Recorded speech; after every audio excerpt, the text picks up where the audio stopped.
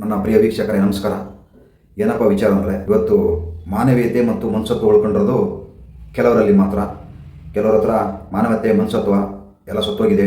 ನಮಗೆ ಬಾಯಿ ಬಂದ್ರೂ, ಎಲ್ಲ ಮಾತು ಬಂದ್ರೂ, ಎಲ್ಲ ತಿಳುವಳಿಕೆ ಇದ್ರೂ ಕೂಡ ಮನುಷ್ಯರಾಗಿ ಹುಟ್ಟಿ ಮೃಗಗಳ ಥರ ಜೀವನ ಮಾಡ್ತಾಯಿದ್ದಾರೆ. ಅಂಥ ಇದರಲ್ಲಿ ಕೆಲವರಿಂದ ಮಾನವೀಯತೆ ಮನುಷ್ಯತ್ವ ಉಳ್ಕೊಂಡಿದೆ. ಅದು ಈ ನಮ್ಮ ಈ ಥರ ಆಶ್ರಮಗಳು ನಡೆಸ್ತಾ ಇದ್ದಾರೆ ತುಂಬ ಜನ. ಕೆಲವು ಆಶ್ರಮದ ಬಗ್ಗೆ ಏನೋ ಮಾತಾಡ್ತಾರೆ, ಅದು ನಮಗೆ ಗೊತ್ತಿಲ್ಲ. ನಾವು ಗೊತ್ತಿರುವ ಆಶ್ರಮಗಳ ಬಗ್ಗೆ, ನಾವು ಹೋಗ್ತಾ ಇರ್ತಾ ಆಶ್ರಮಗಳ ಬಗ್ಗೆ, ಯಾಕಂದರೆ 4 ಜನಕ್ಕೆ ಅನ್ನ ಹಾಕೋಕ್ಕೆ ಯೋಗ್ಯತೆ ಇಲ್ದಿರೋರು ಏನೇನೋ ಮಾತಾಡ್ತಾರೆ. ಅದ್ರ ಬಗ್ಗೆ ನಾವು ತಲೆ ಕೆಡಿಸ್ಕೋಬಾರ್ದು.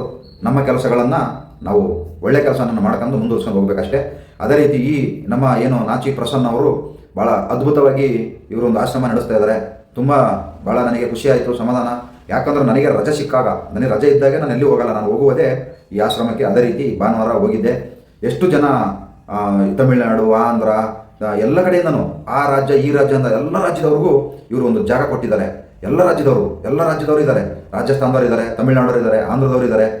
ಎಲ್ಲ ಬಂದು ಅಲ್ಲಿ ಅದ್ಭುತವಾಗಿ ವಾಸ ಮಾಡ್ತಾ ಇದ್ದಾರೆ. ಇವರು ಅವರಿಗೆ ದೇವರಾಗಿ ಅವರನ್ನು 3 ಹೊತ್ತು ಊಟ ಹಾಕಿ, ಅವರಿಗೆ ಸ್ನಾನ, ಬಟ್ಟೆ ಮತ್ತು ಏನು ಬೇಕು ಔಷಧಿ ಎಲ್ಲ ಕೊಟ್ಟು ಭಾಳ ಅದ್ಭುತವಾಗಿ ಚೆನ್ನಾಗಿ ನೋಡ್ಕೊತಾ ಇದ್ದಾರೆ. ಅವರಿಗೆ ಒಳ್ಳೆಯದಾಗಲಿ, ಒಳ್ಳೆಯ ಆರೋಗ್ಯ ಸಿಗಲಿ, ಇನ್ನೂ ಹೆಚ್ಚು ಆರೋಗ್ಯ ಕೊಟ್ಟು ಭಗವಂತ ಅವ್ರನ್ನ ಕಾಪಾಡಲಿ ಅಂತಂದೇಳಿ ಕೇಳ್ಕೊತಾ ಇದ್ದೀನಿ.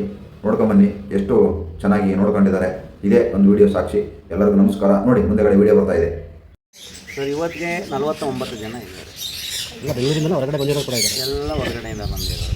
ಬೆಂಗಳೂರಲ್ಲಿ ಯಾರಿಲ್ಲ? ಬೆಂಗಳೂರವರು ಇದ್ದಾರೆ, ಬೆಂಗಳೂರವರು ಇದ್ದಾರೆ, ರಾಜಸ್ಥಾನ್ ಇದ್ದಾರೆ, ಒಡಿಸ್ಸಾದವರು ಇದ್ದಾರೆ, ಆಮೇಲೆ ಚೆನ್ನೈ ಇದ್ದಾರೆ, ತಮಿಳುನಾಡು ಇದ್ದಾರೆ, ಆಂಧ್ರ ಇದ್ದಾರೆ, ಎಲ್ಲ ಥರದವರು ಇದ್ದಾರೆ ಸರ್. ಎಲ್ಲ ಬರೀ ಇದಕ್ಕೆ ಮಾತ್ರ ಸೇರಿಸ್ಕೋತೀರಾ? ಮತ್ತು ಬೇರೆ ಬುದ್ಧಿಮಾಂದಿರು ಅವ್ರನ್ನ ಯಾರು ಸೇರಿಸ್ಕೊಳ್ಳೋದು ನೀವು? ಸರ್, ಇವಾಗ ಏನಾಗುತ್ತೆ ಅಂದರೆ, ಪೊಲೀಸ್ನವರು ಇವಾಗ ಕಳಿಸ್ಬೇಕಾದ್ರೆ ಇವನು ಬುದ್ಧಿ ಇದೆಯಾ ಇಲ್ವಾ ಗೊತ್ತಿರಲ್ಲ.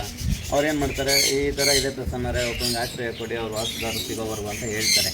ಅವಾಗ ಕರ್ಕೊಂಬಂದು ಇಲ್ಲಿ ಬಿಟ್ಟ ಮೇಲೇ ಅವರು ಬುದ್ಧಿಮಾಂದ್ಯರ, ಒಳ್ಳೆ ತಂದೆಯಲ್ಲಿರ್ತಾರ, ಜ್ಞಾನಿಗಳ ಅಂತ ಗೊತ್ತಾಗೋದು ಇಲ್ಲಿ ಆದಮೇಲೆ. ಈಗ ಉದಾಹರಣೆಗೆ ನೋಡಿ, ಎಮ್ಮನ್ ಕರ್ಕೊಂಬಂದು ಬಿಟ್ಟಿದ್ದಾರೆ, ಮಾನಸಿಕ ಅಸ್ವಸ್ಥೆ. ಮತ್ತು ಇಲ್ಲಿ ಸಾಕಷ್ಟು ಈಕೆ ಮಾನಸಿಕ ಅಸ್ವಸ್ಥೆ,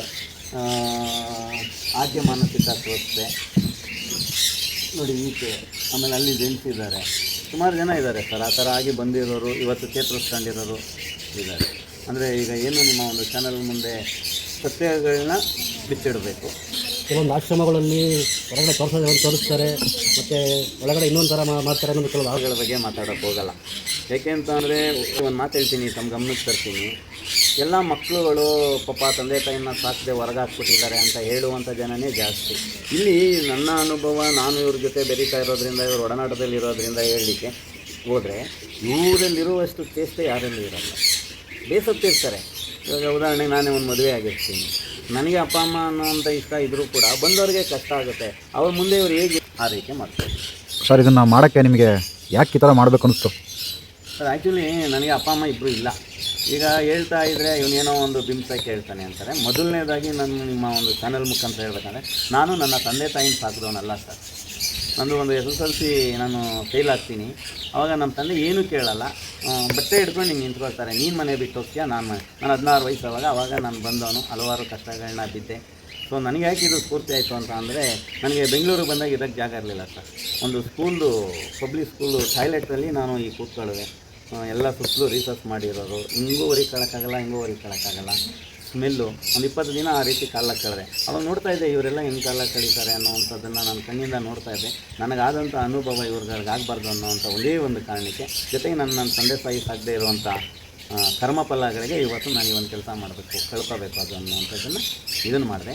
ಇದ್ರ ಮೊದಲೇ ನಾನು ಆಲೂರು ನಾಗಪ್ಪರದೊಂದು ಸಾಂಗ್ ಕೇಳಿದೆ, ತಾಯಿಗಿಂತ ಬಂಧುವಿಲ್ಲ, ನಾಯಿಗಿಂತ ಪ್ರಾಣಿ ಇಲ್ಲ, ಎತ್ತ ತಾಯಿ ಋಣವ ತೀರಿಸು ಅನ್ನುವಂಥದ್ದನ್ನು ಒಂದು ಸಾಂಗಲ್ಲಿ ಕೇಳಿದೆ. ನಾನು ತಂದೆ ತಾಯಿ ಸಾಕಿಲ್ಲ, ಅಟ್ಲೀಸ್ಟ್ ನಾಯಿನಾದರೂ ಸಾಕಿ, ತಾಯಿನಂತೂ ಸಾಕಿಲ್ಲ, ನಾಯಿನಂತೂ ಸಾಕಿ ಅಂದರೆ ನನಗೆ 80 ನಾಯಿಗಳನ್ನ ಸಾಕಿದ್ದೆ ಸರ್. ಇಲ್ಲಿ ಏರಿಯಾ ಡೆವಲಪ್ಮೆಂಟ್ ಆಯಿತು.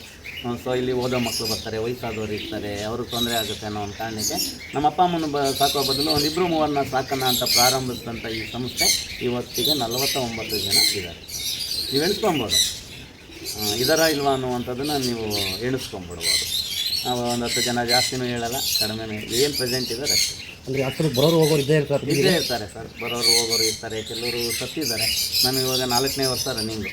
ನನ್ನ ಆಶ್ರಮ ಏಪ್ರಿಲ್ 20 ಯೋಚನೆ ಮಾಡ್ತೀನಿ. ಇನ್ನೊಂದೇನಪ್ಪ ವಿಶೇಷ ಅಂತ ಅಂದರೆ ಜನವರಿ 12ನೇ ತಾರೀಕು ನನ್ನ ಹುಟ್ಟುಹಬ್ಬ. ಸೊ ನನ್ನದು ಒಂದು ಸಂಘಟನೆ ಇದೆ, ಅದರ ಮುಖಾಂತರ ಭಾಳಷ್ಟು ಜನ ನನ್ನನ್ನು ಒಂದು ವಿಶ್ವಾಸಕ್ಕೆ ತಗೊಂಡು ನನ್ನ ಬರ್ತಡೇನ ಆಚರಣೆ ಮಾಡ್ತಾಯಿದ್ರು. ಅದನ್ನು ಸ್ಟಾಪ್ ಮಾಡಿ 12ನೇ ತಾರೀಕು ಜನವರಿ ಇಲ್ಲಿ ಎಷ್ಟು ಜನ ಇದ್ದಾರೆ ಇಷ್ಟು ಜನದ ಹುಟ್ಟುಹಬ್ಬ ಆಚರಿಸ್ತೀನಿ. ಸಜ್ಜನ ಬಂಧುಗಳೇ, ನೊಂದ ಮನಸ್ಸಿಗೆ ಸಂಜೀವಿನಿ ಆಗಿರುವ ಈ ಧ್ವನಿಗೆ ನಿಮ್ಮದೊಂದು ಲೈಕ್ ಇರಲಿ.